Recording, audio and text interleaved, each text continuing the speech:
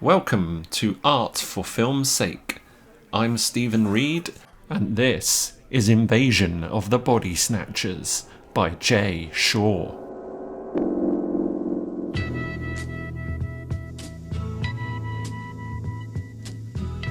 The social and political backdrop at the time of a film's release can have a significant effect on its storytelling prowess. Paranoia strikes deep into your life, it will creep. A good example of this is the 1978 release of Invasion of the Bodysnatchers, a remake of the 1956 original. I love both, but I think that this version is superior. And there are two big reasons for that. Firstly, the story of an alien invasion force carried a different meaning in the 1950s.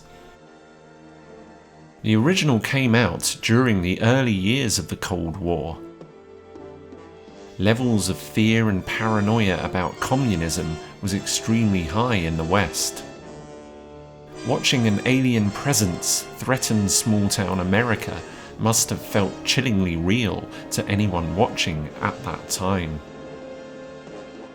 For the remake, the decision by the director Philip Kaufman to relocate the story to San Francisco not only gave the film a grander scale, the impact felt much more sinister too. By the late 70s, San Francisco had been firmly established as the epicenter of liberal freedom in the US. What better place for an alien invasion to strike fear into the very core of liberal individualism? I think this makes it a more powerful film. People felt they had more to lose. The second and more obvious reason is that ending. The original had a fairly happy ending, not this one. It's bleak, it's horrifying, and you don't see it coming.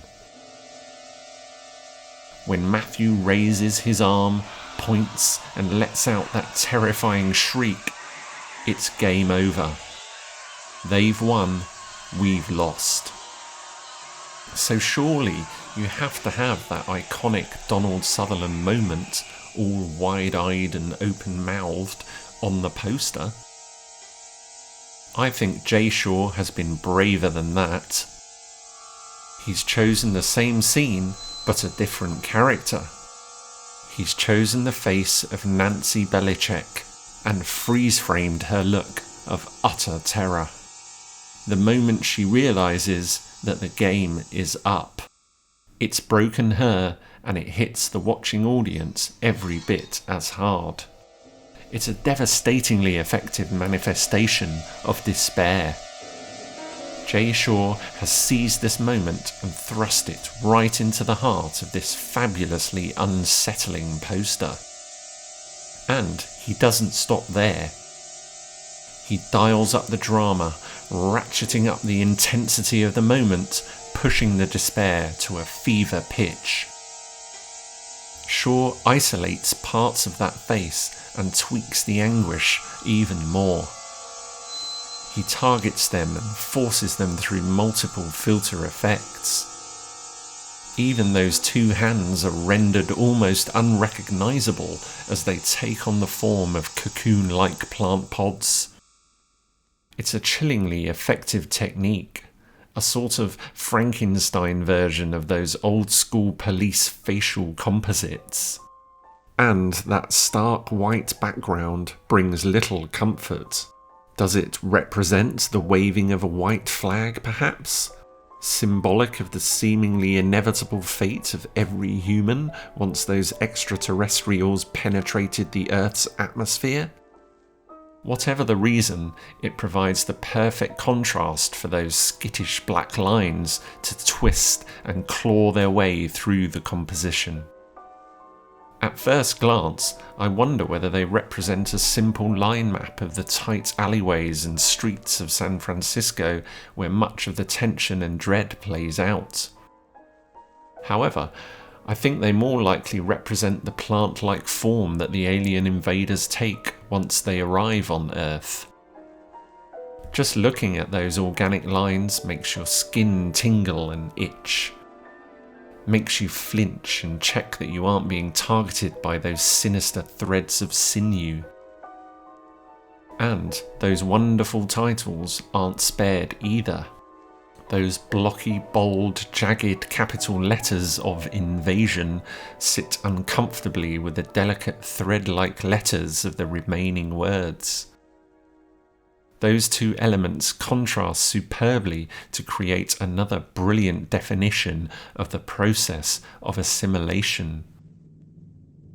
I also love how Shaw has placed those delicate-looking credits in the bottom left there. Seemingly untouched by the horror unfolding above them, they have been perfectly weighted and justified with a masterful precision. Another element I love is those 3 stacked rectangles just about creeping into shot on the right there. A minimalist masterstroke that does just enough to conjure an image in our minds of an urban building. In my head, it's the warehouse where the plant pods are farmed during the 3rd act of the film, especially when you pair it with that singular siren at the bottom right there.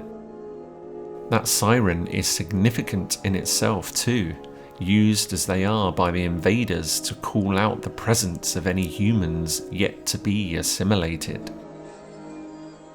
And Shaw yet again expertly expresses this by connecting it to the rest of the composition.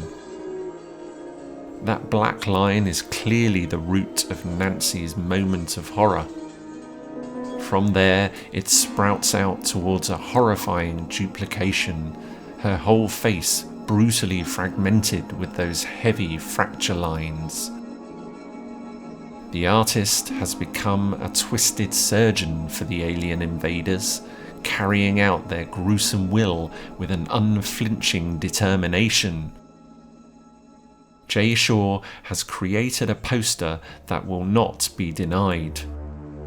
It will not rest until it has your absolute, undivided attention. It demands that you succumb. It gnaws at the outer edges of your worst fears. It feeds your paranoia.